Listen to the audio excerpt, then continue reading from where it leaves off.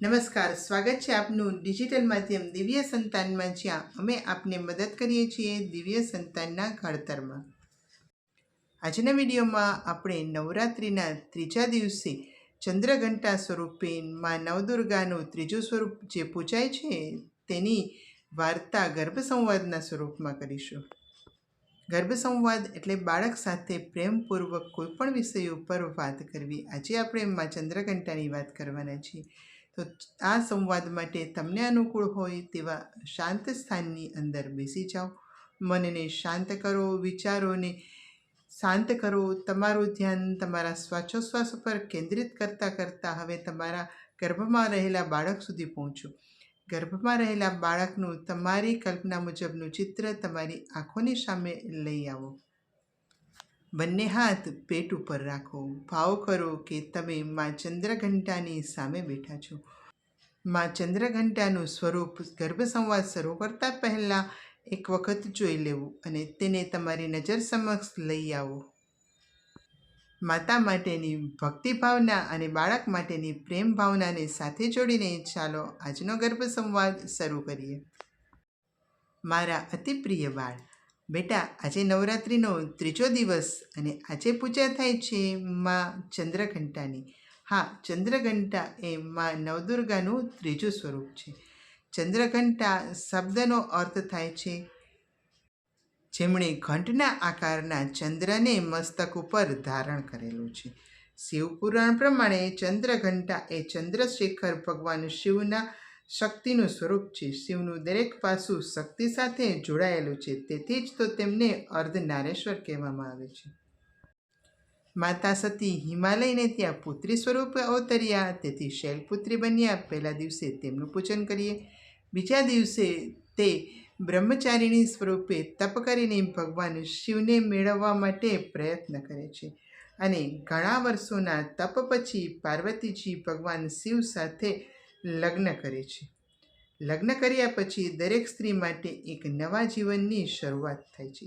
માતા પાર્વતીએ પણ હવે પોતાના જીવનનો નવો અધ્યાય શરૂ કર્યો અને આ નવું સ્વરૂપ એટલે જ ચંદ્રઘંટા. લગ્ન પછી જ્યારે પાર્વતીજી શિવના ઘરે આવે છે ત્યારે તેમનું પ્રેમપૂર્વક સ્વાગત કરવામાં આવ્યું. હવે તેમનું નિવાસ સ્થાન મહેલ નહીં પણ ગુફા હતી. શિવજી તો હંમેશા તપમાં લીન રહેતા, આથી ગુફામાં અસ્તવ્યસ્તતા હતી. એવું કહેવાય છે કે પાર્વતીજીએ તો લગ્નના પોશાકમાં જ હાથમાં સાવરણી લીધી અને ગુફાની સફાઈ કરી. દિવસો વીતતા ગયા અને પાર્વતીજીએ પોતાના નવા ઘરને સુંદર રીતે તૈયાર કરી દીધું. જ્યારે આ બધું થઈ રહ્યું હતું ત્યારે બીજી બાજુ એક અલગ ઘટના બની રહી હતી. બેટા, તારકાસુર નામનો એક મહાભયંકર રાક્ષસ હતો. તેના ત્રાસથી આખું જગ ત્રાહિમામ થઈ ગયું હતું. રાક્ષસનો મતલબ થાય છે દુષ્ટ ગુણોવાળા વ્યક્તિ. આ દુષ્ટ ગુણોને ધારણ કરનાર તારકાસુરને એવો આશીર્વાદ હતો કે તે શિવ અને પાર્વતી સંતાન દ્વારા મૃત્યુ પામશે. પહેલાં તો સતીજી મૃત્યુ પામ્યા હતા, આથી કોઈ સંતાનનો પ્રશ્ન નહોતો, તેથી તારકાસુર બેફામ બન્યો હતો. પરંતુ માતા સતીએ પાર્વતીજી સ્વરૂપે બીજો અવતાર ધારણ કર્યું અને શિવજી સાથે હવે એના લગ્ન પણ થયા હતા. આથી હવે પાર્વતીજીને કેવી રીતે મારવા તેના પ્રયત્નમાં તારકાસુર લાગી પડ્યો હતો. પાર્વતીજીનો વધ કરવા માટે આ તારકાસુરે જાતકાસુર નામના એક રાક્ષસને મોકલ્યો હતો. આ જાતકાસુર એટલે ચામાચીડિયાના રૂપમાં રહેલ એક વિશાળકાય રાક્ષસ. જાતકાસુરે પાર્વતીજીને મારવા માટે એક યોજના બનાવી અને એ યોજનાને કાર્યાન્વિત કરવા માટે તેણે ચામાચીડિયાની એક વિશાળ સેના બનાવી. અને આ વિશાળ સેના રાત્રિના સમયે પણ બરાબર જોઈ શકે, આથી તેણે નક્કી કર્યું કે હું પાર્વતીજીને મારવા માટે મારી સેના સાથે રાત્રિના સમયે યુદ્ધ કરીશ. અને પોતાની વિશાળ સેના લઈને જાતકાસુર હિમાલયમાં આવી પહોંચે છે. જાતકાસુર સહિત વિશાળ ચામાચીડિયાની સેનાએ આખા આકાશને ઢાંકી દીધું. એક પછી એક બધા વિકરાળ અને દુષ્ટ ચામાચીડિયા શિવગણો ઉપર હુમલો કરે છે. આથી પાર્વતીજી પહેલાં તો ગભરાઈ ગયા, પરંતુ પોતાના આ ઘરની આવા રાક્ષસો દ્વારા દુર્દશા જોઈને તેમને ગુસ્સો આવ્યો. ભગવાન શંકર તપસ્યામાં લીન હતા, આથી તેમને મદદ માટે બોલાવી શકાય એમ નહોતા અને શિવગણો પણ આ દુષ્ટ રાક્ષસો સામે પરાજિત થઈ રહ્યા હતા. આ દુષ્ટ રાક્ષસો એટલે ચામાચીડિયા, અને ચામાચીડિયા રાતના સમયે હુમલો કરતા હોય છે. આથી ઘોર અંધકારની વચ્ચે કેવી રીતે આ દુષ્ટ રાક્ષસોનો સામનો કરવો, પાર્વતીજી વિચારવા લાગ્યા. બેટા, માતા પાર્વતીને યાદ આવ્યું કે પોતે જ શક્તિ સ્વરૂપા છે. પોતાની આંતરિક શક્તિને તેઓ ઓળખી શક્યા અને આ પરિસ્થિતિનો સામનો કેવી રીતે કરવો તે માટે તેમણે એક યોજના ઘડી. બ્રહ્માંડની માતા આ પરિસ્થિતિ સામે લડવા અને નિયંત્રણ કરવા માટે સક્ષમ છે એવું એમને સમજાઈ ગયું. બહારના ઘોર અંધકારમાં ભાગ્યે જ જોઈ શકાય એવી સ્થિતિની અંદર તેમને પ્રકાશની જરૂર હતી. આ માટે તેમણે ચંદ્રદેવને યાદ કર્યા અને તેમની મદદ લીધી. યુદ્ધભૂમિને પ્રકાશિત કરવા પાર્વતીજી સાથે ચંદ્ર પણ જોડાયા.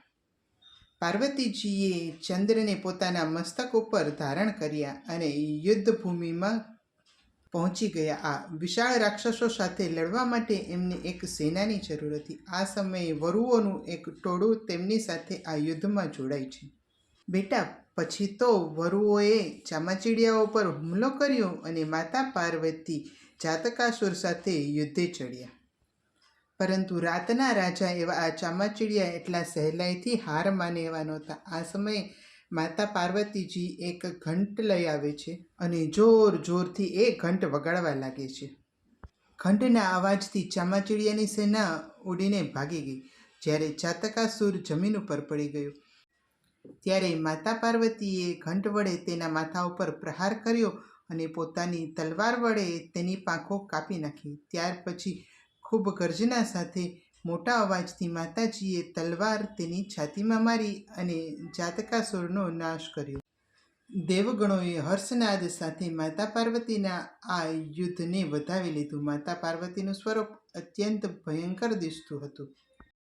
એક હાથમાં તલવાર, એક હાથમાં ઘંટ, કપાળ ઉપર ચંદ્ર અને વરુ ઉપર બિરાજેલા આ પાર્વતી દેવીના સ્વરૂપને બ્રહ્માજીએ ચંદ્રઘંટા એવું નામ આપ્યું.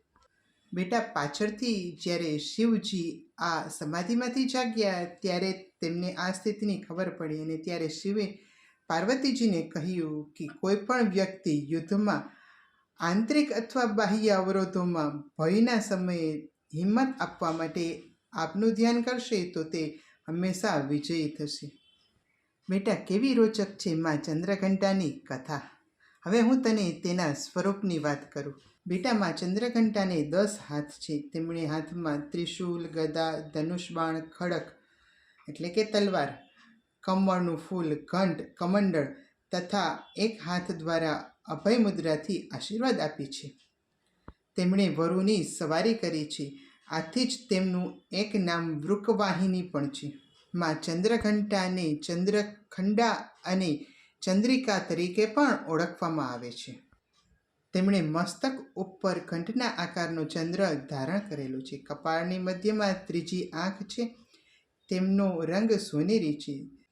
માં ચંદ્રઘંટાના 10 હાથ છે. તેમણે પોતાના હાથમાં તલવાર, ત્રિશૂલ, ગદા, ધનુષ, બાણ, કમંડલ, પુષ્પ અને ઘંટને ધારણ કરેલ છે. બાકીના બંને હાથ દ્વારા અભય મુદ્રા અને વરદ મુદ્રાથી ભક્તોને તેઓ આશીર્વાદ આપતા રહે છે. માં ચંદ્રઘંટા લોકોને બહાદુરી અને હિંમતના આશીર્વાદ આપે છે. તેમની કૃપાથી ભક્તોના તમામ પાપ, કષ્ટ, શારીરિક કષ્ટ કે માનસિક વિપત્તિઓ દૂર થઈ જાય છે. અને બેટા, હું પણ તેમને પ્રાર્થના કરું છું કે તારી અંદર પણ આ દિવ્ય ગુણોનો વિકાસ કરે. ચાલ બેટા, માં ચંદ્રઘંટાને પ્રાર્થના કરીએ.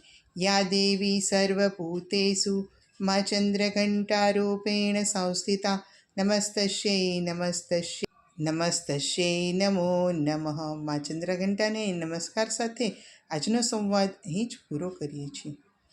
માં ચંદ્રઘંટાની કૃપા તારા પર ઉતરતી રહે તેવા શુભાશીષ. આ સાથે સંવાદ પૂરો કરીએ છીએ. નવા વિષય સાથે નવા વિડીયોમાં ફરી મળીશું. આજના વિડીયોમાં બસ આટલું જ. અસ્તુ. ધન્યવાદ.